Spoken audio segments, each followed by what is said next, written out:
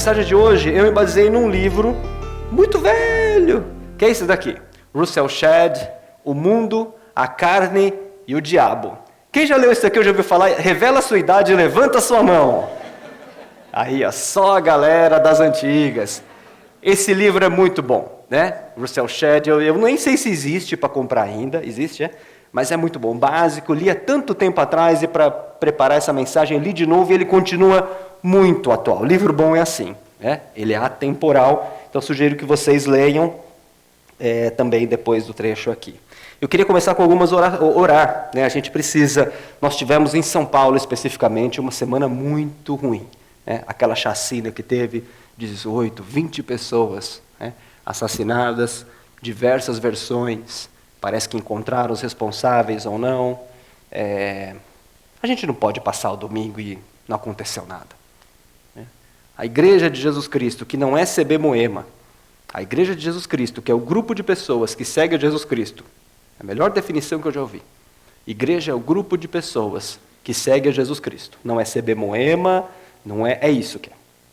A gente passar uma semana como essa, nós precisamos orar. É o que a igreja pode fazer num primeiro momento. Num segundo momento, nas próximas eleições, vejam muito bem em quem vocês estão votando. A Igreja de Cristo deveria votar em quem Jesus Cristo votaria. Quem será que Jesus Cristo votaria? Então, também vou orar aqui também pelo nosso país, as notícias do jornal. Eu não vejo mais graça em ler jornal brasileiro, jornal nacional, jornal desses que a gente tem em português, porque não muda, né? As mesmas notícias, um pessimismo. Como que a gente reage? Nós que somos a igreja, o grupo de pessoas que segue a Jesus Cristo. A gente deveria entrar nesse pessimismo novo e só reforçar isso? A gente deveria bater panela na janela? A gente deveria entender melhor o contexto para ter uma opinião própria, e não somente a opinião que vem da mídia, que vem de certa influência. Não estou dizendo que mídia é errado, mas é uma opinião de uma outra pessoa, não a sua. Tudo começa com a oração. Aliás, vou voltar no Papa. O Papa Francisco denominou que o dia 1º de setembro é o dia da oração pela criação. Não poderia ser mesmo, porque o Dia Mundial do Meio Ambiente é dia 5 de junho. Mas o Papa institucionalizou que o dia 1 de setembro é o dia da oração pela criação. Eu gostei dessa coisa da oração. Nós precisamos orar pelo nosso país. A Bíblia diz isso, orar pelos nossos governantes. E é o que nós vamos fazer agora. Queria que você aí abaixasse sua cabeça, feche seus olhos, ou olha de olho aberto, de cabeça em pé, como você quiser. Deixa Deus falar no seu coração a respeito desse país, durante alguns minutinhos.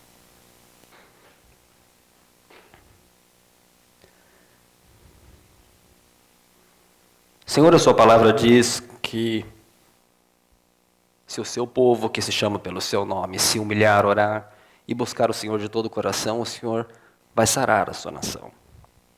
Nós somos esse povo. Eu sou esse povo, essas pessoas que estão aqui são esse povo. É uma situação bastante complexa.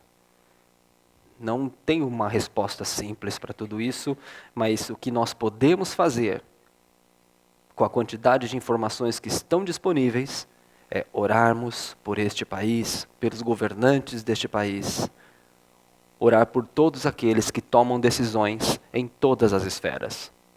Aqueles que tomam as decisões no Planalto, aqueles que tomam as decisões em suas empresas, aqueles que tomam decisões nas suas escolas, porque a somatória de todas essas decisões é que nos leva aonde que nos trouxe até aqui. Precisamos de novas decisões. Precisamos de novas bases. Precisamos de novas pessoas, numa nova mentalidade, em todas as esferas, não somente em uma, em todas elas, no setor público, no setor privado, na sociedade. Nós, a tua igreja, que é o grupo de pessoas que segue a Jesus Cristo, nós somos colocados onde estamos hoje, de segunda a sexta, nos nossos trabalhos, nas nossas escolas, no governo, nas corporações globais, porque é a partir daí que haverá uma mudança na vida das pessoas. Em teu nome que nós oramos. Amém. Amém. Muito bem. Vamos lá? Hoje nós vamos falar sobre Satanás S.A., trazendo o inferno até você e levando você até o inferno. Muito bom, eu gostei disso. Tem uma história da cultura japonesa, na época dos samurais. E tinha um samurai que era um cara muito violento, o cara era do mal, né? E havia um sábio, sempre tem um sábio na história. E esse samurai foi até o sábio, chegou até o sábio e falou assim, tá fazendo cosquinha esse trem aqui na minha boca. Essa espuminha. Aí chegou, não é, ele fica coisando, quando você fala ele raspa aqui. Mas já arrumei, acho.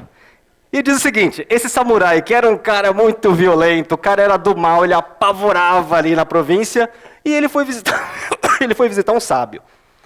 Ele foi com uma pergunta ao sábio. Estava lá o sábio, meditando, chegou esse samurai.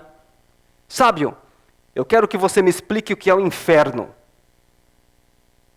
O sábio olhou para ele e disse, você é ignorante demais para saber o que é o inferno.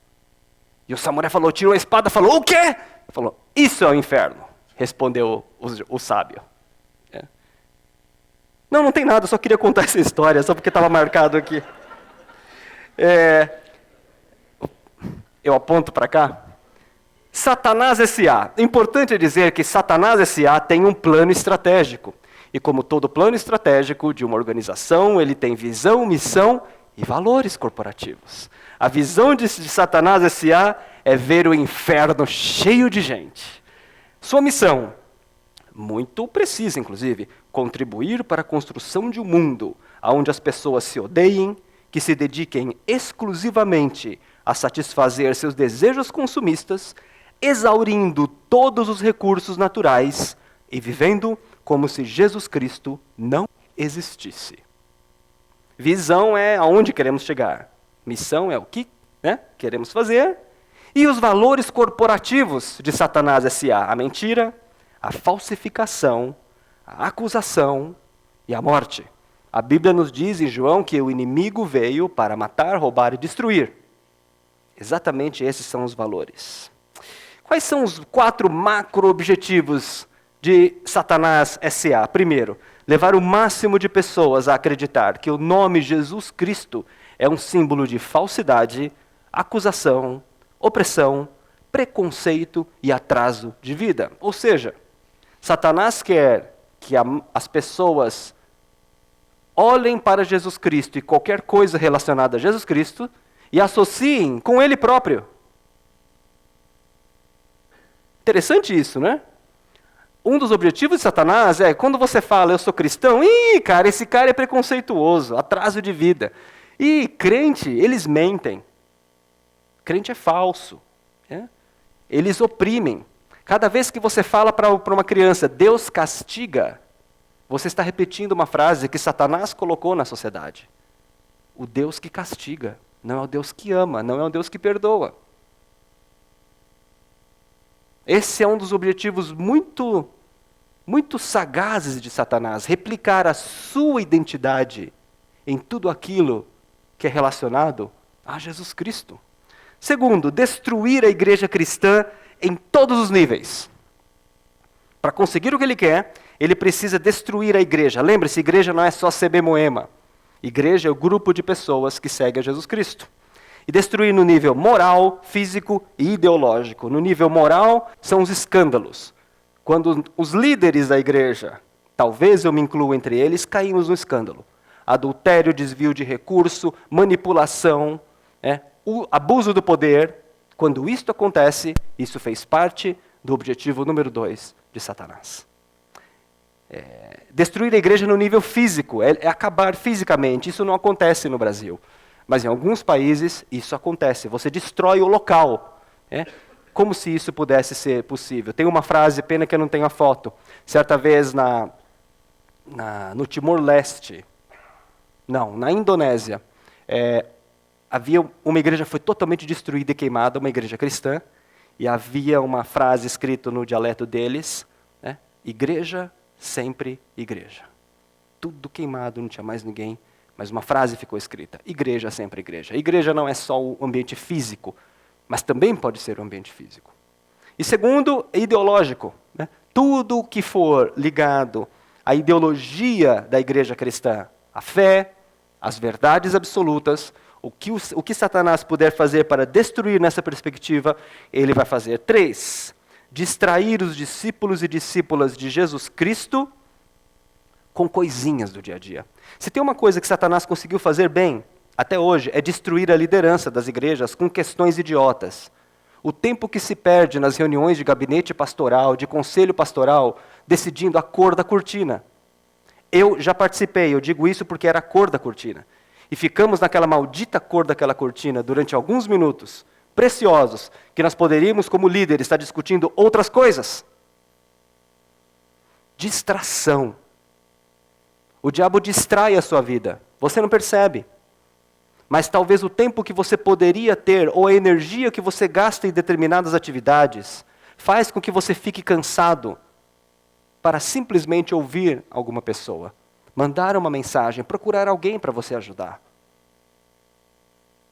O diabo nos distrai, que é para consumir a nossa energia. Porque depois daquela atividade que nos distrai, você não terá energia para fazer mais nada. Principalmente as coisas de Deus. E impedir o acesso ao conteúdo da Bíblia. Hoje, a Bíblia é uma coisa muito diferente. Né? Nos países onde leva-se a palavra de Deus, hoje já não se leva mais fisicamente. A gente manda aplicativo, tem sites, tem acontecido pessoas que estão andando no meio de alguns países que são fechados à palavra de Jesus Cristo. A pessoa, alguns anos atrás, os relatos eram de que eles sonhavam com Jesus. Os relatos mais atuais, Jesus está aparecendo na frente da pessoa. E ele fala, eu sou Jesus, e o seu lugar não é aqui. E essa pessoa, o primeiro lugar onde ela vai, aonde vocês pensam que ela vai? O primeiro lugar, a primeira coisa que ela faz é puxar o seu smartphone e digitar no Google, Jesus. E aí então, muitos projetos estão provendo conteúdos da Bíblia, né, em todos os sites possíveis, para que estas pessoas tenham acesso. O inimigo faz de tudo, tecnologicamente, para que a Bíblia, o conteúdo da Bíblia não seja disponibilizado nos meios eletrônicos. Quando eu cheguei aqui, os meninos, o que eu falei para os meninos? Falei para os meninos do som. Se tem um lugar onde o diabo costuma atrapalhar, é aqui. O que aconteceu no meio do culto?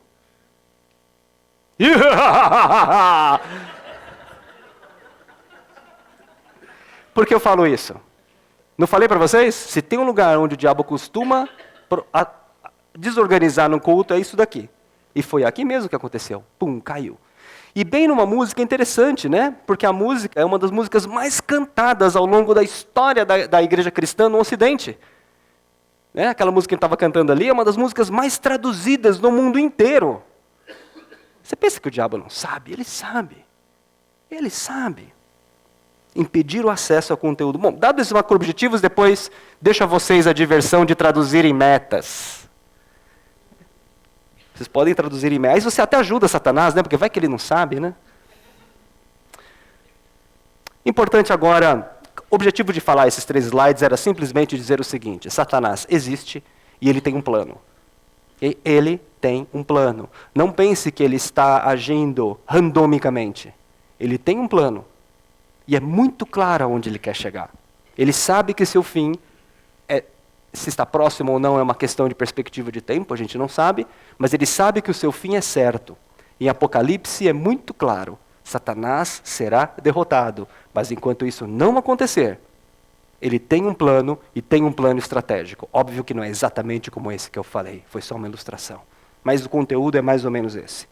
A gente vive num contexto onde é desnecessário dizer a atuação de Satanás. O mundo mais educado, mais conectado e mais violento. Acreditávamos que a educação, aumentando a educação, o mundo seria mais pacífico. Acreditávamos que a tecnologia proveria a conexão entre as pessoas, podendo ter um diálogo maior. Não há diálogo.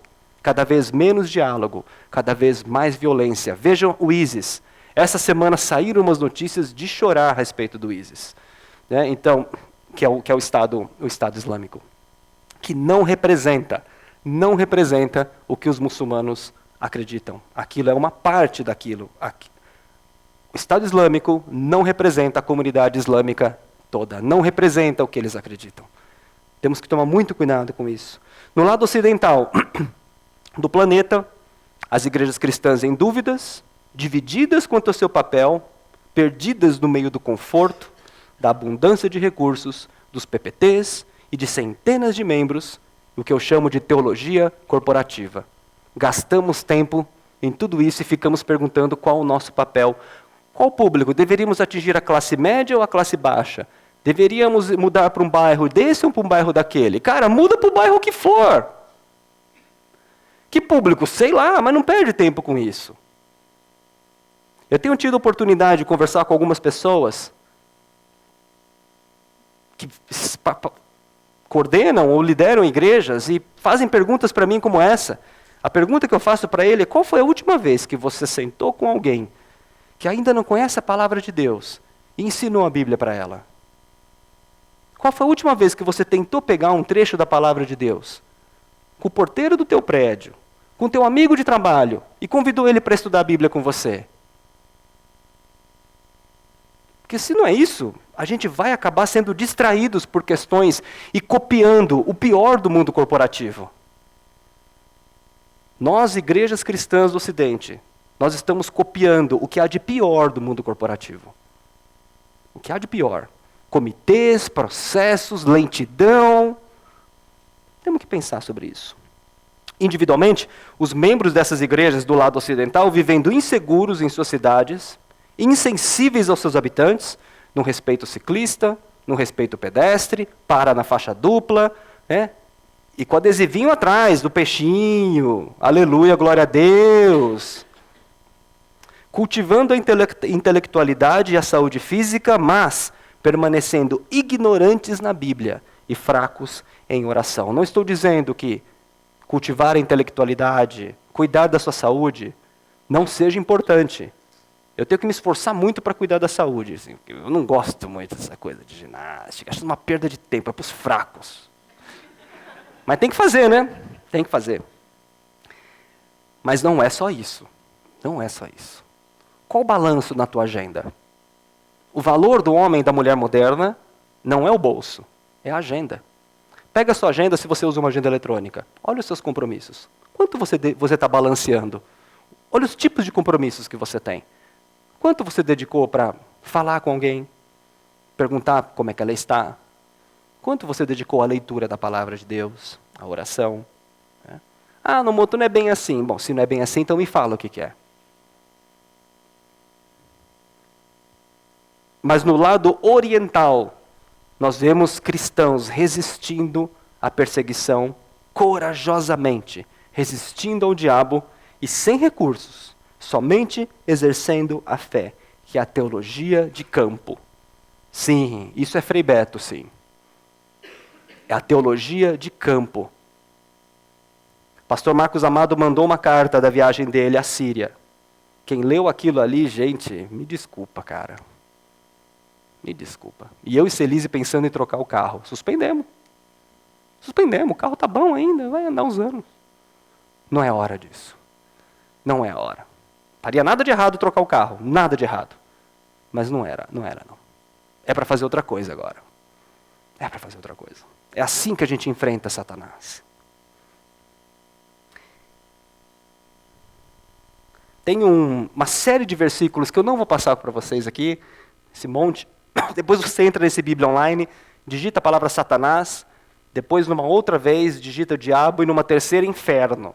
E aí você vai tudo que fala-se sobre o diabo, Satanás, inferno, principal, todas essas coisas aí. Né? Eu não vou ficar passando esses versículos todos, não. Você que entre, leia na tua Bíblia, porque você já está bem grandinho. Eu vou dar algumas direções aqui só a respeito disso. Vale a pena você ler, ajuda muito. E não precisa ser nenhum gênio da Academia de Letras para entender as características de Satanás e como ele atua na sua vida. Eu queria falar aqui, passar agora nas interações de Satanás com 3 personagens: Eva, Jó e Jesus Cristo.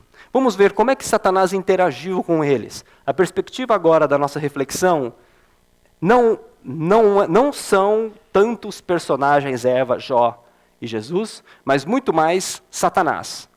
Como que foi essa interação? Como que ele se relacionou, como que ele atuou com essas três pessoas? Lembrando que Eva, quando Satanás se aproximou dela, ela não chamava Eva ainda. Tinha acabado de ser criada, era homem e mulher, os nomes vieram depois. Eu chamei Eva só para facilitar um pouco o nosso entendimento aqui. Vamos lá. Eva.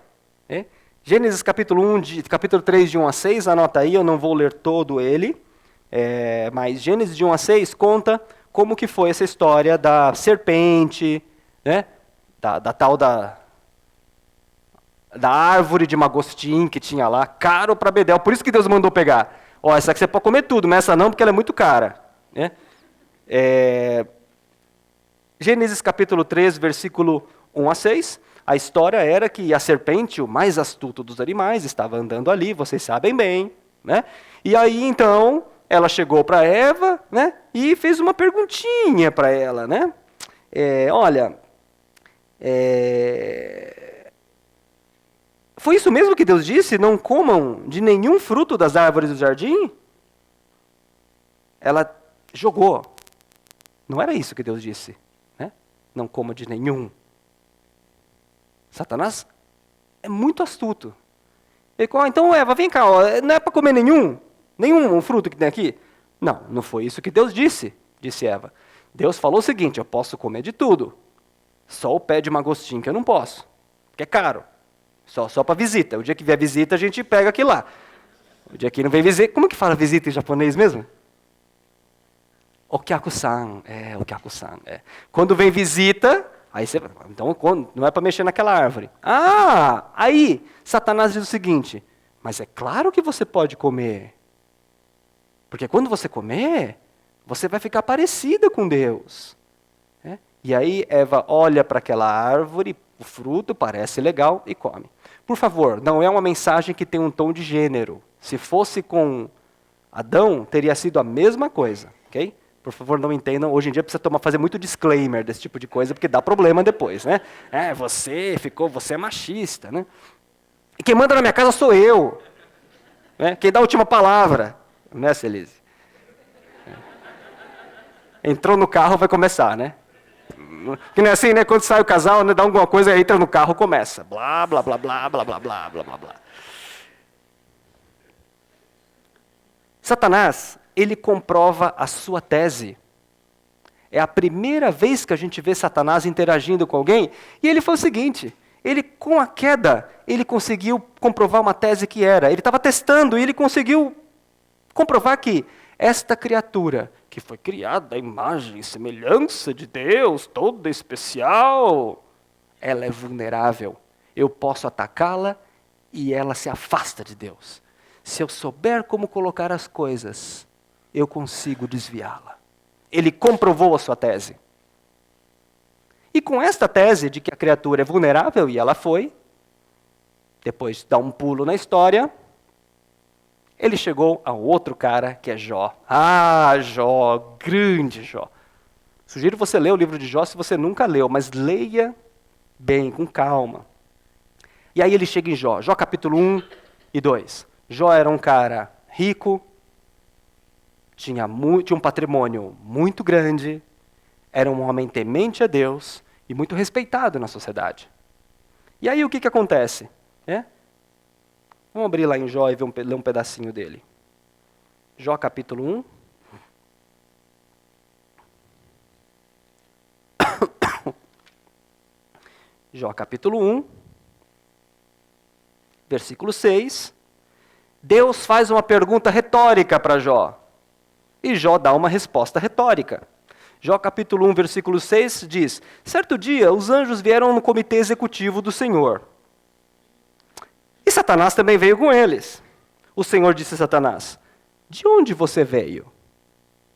Satanás respondeu, de perambular pela terra e andar por ela. Pergunta retórica, resposta retórica. Disse então o Senhor a Satanás, Deus deu uma esnobada em Satanás, Reparou no meu servo Jó? Olha aqui, não há ninguém na terra como ele, irrepreensível, íntegro, homem que teme a Deus e evita o mal. Aí Satanás, uma vez que ele vinha da história de Eva, lembrem Eva, ele provou que a Eva é vulnerável. Então, bom, se Eva é vulnerável, esse cara pode ser também. Então Deus falou assim, olha, até que tudo bem, ele é teu cara, mas se eu der uma mexidinha nas coisas dele, eu quero ver se ele aguenta. E Deus virou e falou, tá bom, pode mexer, eu banco o cara, só não pode tirar a vida dele. E lá vai Satanás então, tira o patrimônio, portanto ele perdeu o status social, tira a sua família, portanto ele perdeu a sua segurança afetiva. E com tudo isso ainda, ele vira e fala assim, Deus me deu e Deus tira. Tá bom. Aí Satanás volta de novo no comitê executivo da semana que vem, que é toda terça. Deus faz uma pergunta retórica, Satanás, aonde você estava? Estava andando por aí. Dando uma voltinha. Então tá bom. Você viu meu servo Jó? Tu é fraco mesmo, hein, Satanás? O cara continua firme. Porque eu não mexi agora na reputação dele. E aí Satanás veio e colocou uma doença que é muito provável que seja lepra. Na época, leprosos, eles são retirados da sociedade.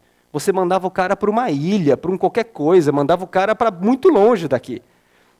E isso tirava totalmente a sua interação com a sociedade. Você passava a ser rejeitado.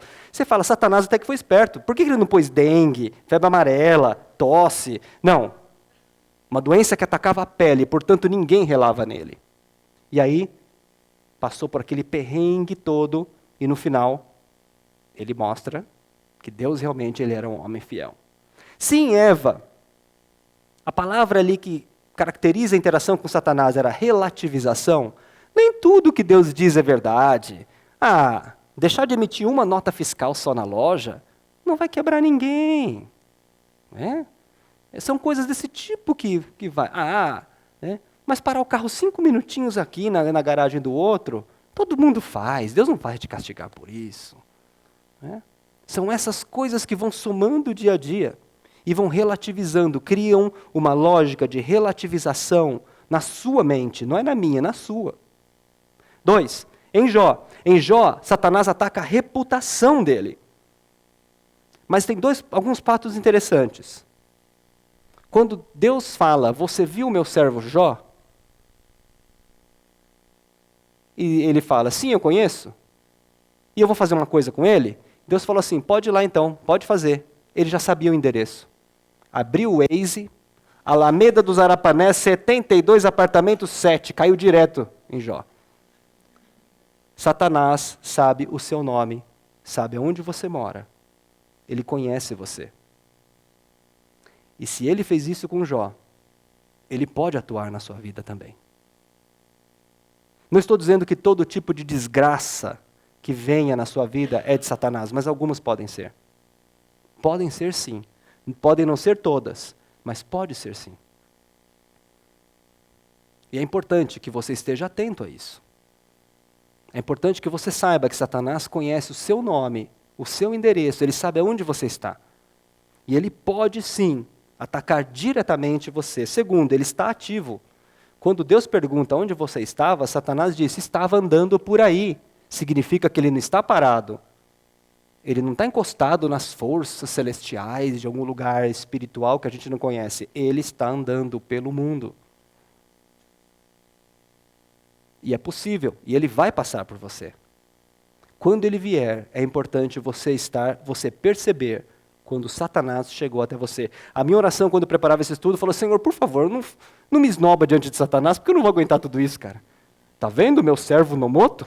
Tem ninguém como ele. Eu falei, Deus, eu não sou como Jó. Me tira desse negócio, porque se o Satanás vier do mesmo jeito que veio aqui, eu não vou aguentar. Me tira desse troço aí. Jesus Cristo. O que marca aqui a conversa, a tentação de Satanás, é a racionalização. E aqui nós estamos em Mateus capítulo 4, versículo 1 a 11, que eu não vou ler, eu espero que você leia, mas todo mundo conhece.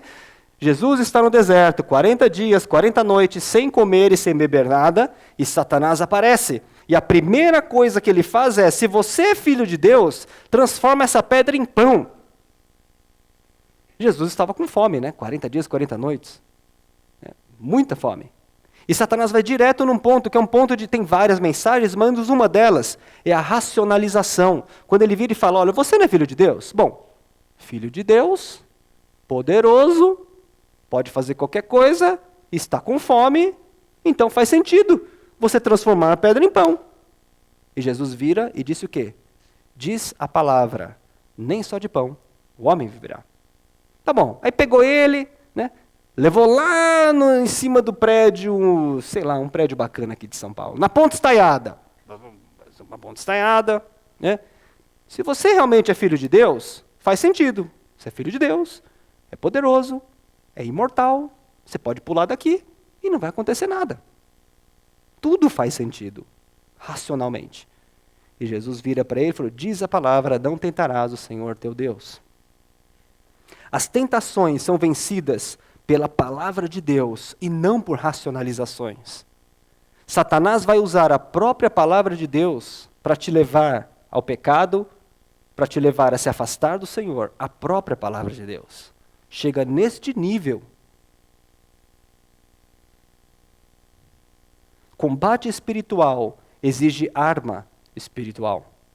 Jesus não debateu argumentos com Satanás. Jesus, que é Jesus, hein? Que é Jesus. Não é um qualquer que anda por aí. Jesus, que é Jesus, rebateu as tentações de Satanás com a palavra de Deus. Não tem como. Não tem como. Satanás vai atacar você. Porque se ele atacou Eva, atacou Jó e atacou Jesus Cristo, ele vai te atacar. E você precisa perceber quando isso estiver acontecendo. Eu fico muito preocupado. Por mais de uma vez, o que resume é a arrogância. Eu vi uma arrogância de alguns líderes cristãos.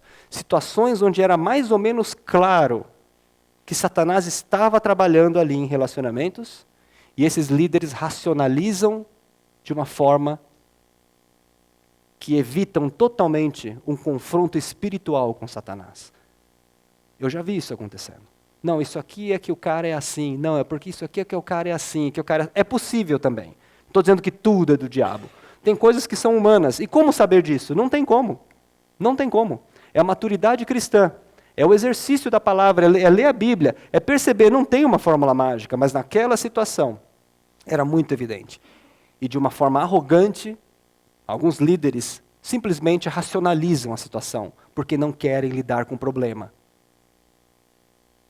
Porque não querem entrar num confronto espiritual com Satanás. Falou, isso aqui é do diabo, vamos parar todo mundo agora, vamos orar, vamos expulsar o demônio, vamos confrontar o inferno que está presente aqui em nome de Jesus e bum! É assim que se resolve.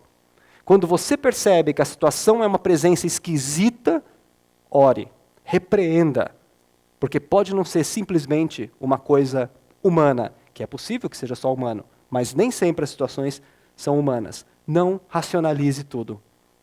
Existe uma batalha espiritual acontecendo. E o que vence a batalha espiritual não é a racionalização. É oração, jejum, repreensão, recorrer ao poder de Deus para isso.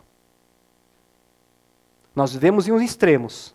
Eu tive o privilégio de passar por ser discipulado por pessoas muito diferentes, para não dizer esquisitas. E eu vejo uma polarização. Em alguns lugares há um excesso de demônio em tudo. O cara tocou Iron Maiden na guitarra, desamarra a guitarra porque tocou Iron Maiden. Aliás, até o contrário, eu acho que se tocasse ia ficar até melhor a guitarra, né?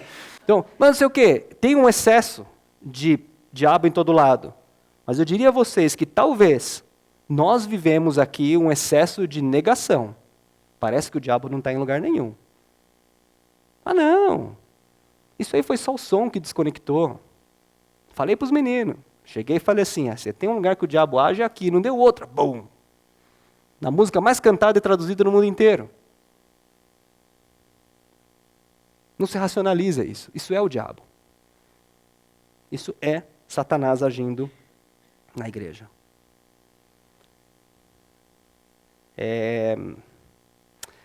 Algumas considerações. Sim, há uma batalha em curso. Satanás sabe que será vencido na volta de Cristo e verdadeiros discípulos e discípulos de Cristo são alvos prioritários de Satanás. Se você decidiu ser um discípulo, uma discípula de Jesus Cristo, você se tornou automaticamente um alvo de Satanás. E se você não está percebendo isso, ou você está sendo atacado, está perdendo batalhas espirituais e não está nem percebendo, ou você não está fazendo diferença que deveria onde você está. Toda a história de verdadeiros discípulos de Cristo, na história cristã e na Bíblia, sofreram forte oposição espiritual e social. Foram rejeitados pela sociedade, foram rejeitados por Satanás, sofrem uma opressão tremenda do diabo sobre a sua vida, perdem os seus empregos, perdem suas vidas. Este é o legado que os discípulos nos deixam. Se todo mundo gosta de você no teu trabalho, tem alguma coisa errada. Tem alguma coisa errada. A injustiça está em todo lugar. Talvez você não esteja confrontando a injustiça. Se todo mundo gosta de você onde você está, tem alguma coisa errada. Claro que eu não estou falando que você vai ser o mala, né? Aquele cara desagradável, né? Eu conheço um monte de gente assim. Não dá para ficar perto do cara. O cara é um chato. Entendeu? Eu vou nem falar que é crente. Verdadeiros e verdadeiras, um indicador de que a sua vida está crescendo espiritualmente é a forte oposição que você sofre. Se você às vezes acorda, se sente oprimido, tem alguma coisa errada na tua vida, que bom, Satanás está preocupado com você. Ele está pegando você, porque ele sabe que você vai chacoalhar as fortalezas do inferno. Se você no teu trabalho começa a ser rejeitado, começa a ficar ruim, porque você tomou decisões, ou foi contra, talvez de um jeito mais... Existem formas de ser contra, não precisa ser aquele militante, mas você não foi favorável a algumas coisas, deixou claro a sua posição. Se por causa disso te rejeitam, você está crescendo na sua fé. Você realmente é um discípulo, uma discípula de Jesus. Mas se tudo isso está acontecendo porque você também mente, você também engana, você também cede, você não se posiciona, tempo de você mudar. E esse dia se chama hoje. A religiosidade, que é a valorização de práticas religiosas acima da compaixão pelo próximo, é uma das estratégias eficazes de Satanás. Religiosidade na prática é a seguinte, ali é a porta da igreja. Nossa, você viu a roupa que aquele cara veio hoje, meu? O cara parece que acabou de acordar e veio para a igreja. Nossa, você viu que aquele não sei o quê? Não, mas você viu que aquela não sei o quê? Isso é religiosidade. É quando você se coloca superior ao outro porque você pratica coisas supostamente cristãs e ele não. Essa é uma das maiores estratégias de Satanás na igreja atual. Viver de aparência religiosa. E quando a igreja cristã acolhe os que sofrem injustiças religiosas, sociais ou políticas, e prega a mensagem das boas novas, está invadindo as portas do inferno, que não serão capazes de resistir a este ataque. Jesus Cristo disse a Pedro, você é Pedro, sobre essa pedra vou edificar a minha igreja, e as portas do inferno não prevalecerão. A imagem que Jesus constrói, é como a imagem da época, um forte, um castelo com portas. E o inimigo vai lá e bate na porta e entra. Este é o entendimento. A igreja invade as portas do inferno. E não é invadida pelas portas do inferno. É a igreja que vai contra as portas do inferno. Quando nós acolhemos aqui, entre nós, seja na nossa casa, seja numa conversa, seja aqui no domingo, quando nós acolhemos pessoas que têm diferenças sociais, que sofrem injustiças sociais ou políticas, sofrem preconceito de todos os tipos, quando nós acolhemos essas pessoas, nós estamos confrontando todos os portais do inferno. Nós estamos confrontando Satanás de frente.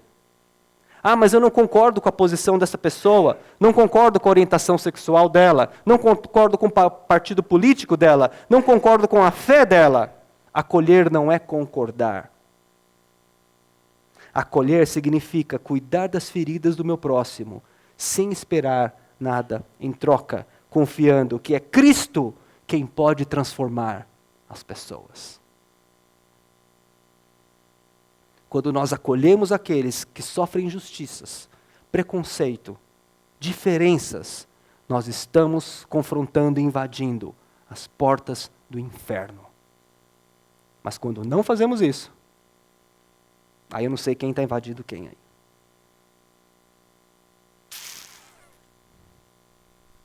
Vencendo Satanás, S.A. E aqui algumas coisas que eu tenho... aqui está melhor. Não tá... Foi ainda bem que vocês mexeram, que estava tudo meio... Muito bem. Separe o melhor tempo do seu dia para estudar a Bíblia. Não é ler a Bíblia daquele jeito, que eu faço de vez em quando. Não, tá bom. Não, você vai pegar a tua Bíblia, você vai pegar um caderno e você vai anotar. Começa lendo Mateus, começa lendo o Novo Testamento. Você vai pegar um trecho da Bíblia e você vai anotar. Mas eu não entendo a Bíblia. Cara, eu ouvi uma coisa uma vez. Conheço uma pessoa que ela é pós-doc num negócio super difícil fora do país. Tanto que não dá aula no Brasil, só dá aula fora. E essa pessoa um dia disse para mim, eu não consigo entender a Bíblia. Está lendo há anos. Dias antes, eu e Celise tínhamos ido numa igrejinha. Aquela era do poder. As irmãzinhas de coque, saião, aquela Bíblia desse tamanho embaixo do braço, aquele ar de serenidade. O bicho pegando, cara, endemoniado, caindo de um lado, o outro saiu correndo, a outra flutuava, era um negócio de maluco ali. Cara, lembra, Celise? Era muito legal, cara. E a irmã ainda me chamou, pastor Nomoto, eu não sou pastor. Não, mas vem aqui na frente, vamos lá. A hora que chegou lá, começou a cair endemoniado, e a outra cuspia, assoprava no ouvido do outro, saia. Cara, era uma zoeira, assim. Eu estava todo achando tudo aquilo muito louco. Aí a irmãzinha de coque, que não colocava o S no final das palavras em plural, pegou a Bíblia e começou a ler. Meu Deus, cara, o que era aquilo? Eu olhei aquilo e falei, como é que ela consegue entender isso da Bíblia? Eu nunca vi desse jeito. A mulher entendia muito. Pegava, lia, porque Deus está dizendo isso na tua vida, aquele microfone distorcido. Eu falei, gente, como é que ela compreende a palavra de Deus assim? E o outro que é intelectualmente tão preparado, não compreende a palavra de Deus? A palavra de Deus não é intelectualidade, é disposição, é a abertura da tua vida, do teu coração. Para com essa história de que eu não leio a Bíblia porque eu não entendo. Não existe isso. Isso é do diabo. O diabo está cegando o teu entendimento. Você está perdendo a guerra.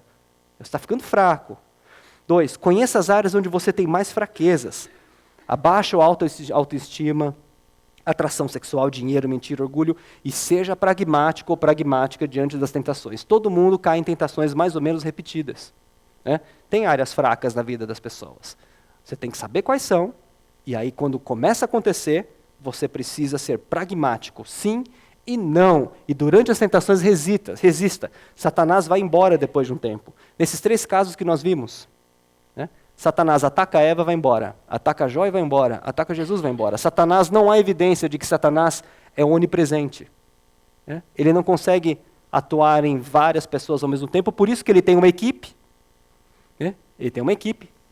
Alguns mais estudiosos ali, aquele maluco lá, o Benihim, você sabe que eles têm até uma hierarquia. Né? Isso eu já não vejo na Bíblia, mas deve ter. Né? Na dúvida é melhor amarrar. Na dúvida repreende, cara. Na dúvida vai repreendendo. Vai tirando da frente, vai repreendendo. Lembre-se que a tentação vai passar. Satanás não pode ficar muito tempo com você. Mesmo em Jó. Jó ele ficou só no comecinho, depois ele foi embora. Então, Satanás não fica o tempo todo te atazanando, mas quando ele estiver perto, você precisa perceber. Tá? E resista. Cristo morreu para perdoar os seus pecados. Se você voltar a pecar, peça perdão e não se deixe ser acusado. A palavra diabo é acusador. Satanás é inimigo. Né? Então, acusação é coisa do diabo.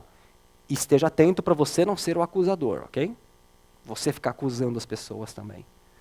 Sofrimento e privação fazem parte da vida dos discípulos de Cristo. Talvez você vá perder o seu emprego, porque você decidiu levar uma vida de discípulo de Cristo. Talvez. Talvez você perca dinheiro. Tem um contrato super legal com uma empresa, mas essa empresa está querendo pagar bola por baixo. Eu não faço negócios assim. Bom, então você vai ser demitido. Então me manda embora. Já teve vezes em alguns lugares que eu trabalhei, que assim, do jeito que está eu não vou assinar, mas se você não assinar, assina outra pessoa. Que outra pessoa assine, eu não assino. Talvez você perca bons negócios, talvez você perca dinheiro, talvez você perca prestígio. Sofrimento e privação fazem parte da vida dos discípulos de Cristo. Use o poder e a autoridade do nome de Jesus para afastar Satanás de perto de você e expulsá-lo de dentro de outras pessoas. A Bíblia tem muitos exemplos de pessoas endemoniadas, isso existe. Satanás usa pessoas para nos tentar. Ele pode usar pessoas. Jesus virou para Pedro, o mesmo Pedro que ele falou que você é Pedro, sobre esta pedra edificaria a minha igreja, que discurso bonito. Depois ele virou para Pedro, o que ele disse? Sai para lá, Satanás. Por quê? Porque Pedro veio com uma conversinha, aquela conversinha de malandro, aquele papo aranha. Não, você não vai morrer não, Jesus. Né? Vai morrer não. Eu não quero ver você sofrendo. Jesus já olhou para ele e pau! Sai de perto de mim, Satanás. Deus pode usar a vida de pessoas para atacar você. Ore para que você não seja a pessoa usada. Como eu já fui. Eu já fui. Pedidos de ajuda servem para aperfeiçoar nosso amor ao próximo. Você tem que orar assim. Quando aparecer um pedido de ajuda, seja qual for, a oração não é, Senhor, o Senhor quer que eu ajude? Isso é pergunta de gente mala, de gente cegada pelo diabo. Okay? Discípulo de Cristo não ora assim. Discípulo de Cristo ora desse jeito. Senhor, como o Senhor quer que eu ajude? Como o Senhor quer que eu ajude? É oração, é recurso, é tempo, é o quê? Okay? Toda necessidade que passar pela sua frente. A pergunta é como, não é se. Não deixa o diabo te enganar. E os pedidos de ajuda servem para aperfeiçoar o nosso amor ao próximo. E perceba quando parece que tem alguma coisa errada em determinado lugar, coisa ou situação. Perceba, o dia que você entra no lugar e fala, tem um cheiro de enxofre aqui, cara. Vai acontecer. Você vai ter essa percepção, você vai saber quando o diabo estiver ali. Você vai saber. Você vai saber. Talvez você erre uma hora ou outra, mas faz parte, ué. Vai amarrando, vai repreendendo e uma hora você aprende. Mas tem lugares que realmente o diabo quase que fisicamente está ali. Você precisa perceber isso. Você precisa perceber isso. Né? Expulsá-lo e cuidar das pessoas que estão ali, porque elas estão precisando da palavra de Deus. Joel Osteen é um cara meio de autoajuda, assim. Alguns caras não gostam, ele andou falando umas coisas esquisitas, mas tem uma frase boa dele num livro que não tem em português, Your Best Life Now. Satanás ataca a sua motivação e desta forma ele tira você do campo de batalha. Quando você está naquela coisa, desmotivado, muito cuidado. Satanás pode usar essa fase sua para tirar você do campo de batalha.